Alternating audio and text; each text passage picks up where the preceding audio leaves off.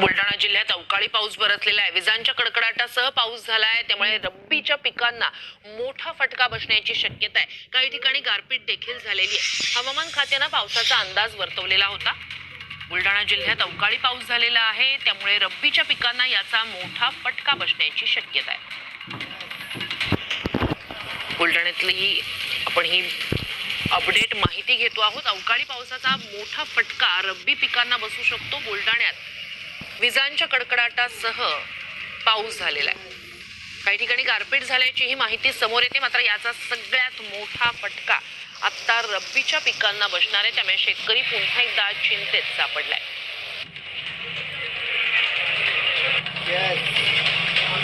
हवामान विभागाकडून पावसाचा अंदाज वर्तवण्यात आलेला होता, तर बुलढाणा जिल्ह्याला अवकाळी पावसानं झोडपलंय.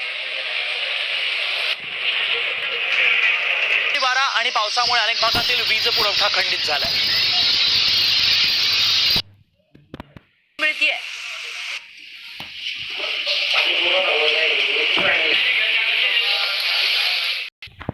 म्हणजे भरपूर नुकसान झाले. 60,000 रुपये क्विंटलचा भावाचा आम्ही कांदा आहे. हा आता बियांचा कांदा आहे. हा बियाचा कांदा आहे. शेतकऱ्याला आत्महत्या पडलेली याच्यामुळे सरकारने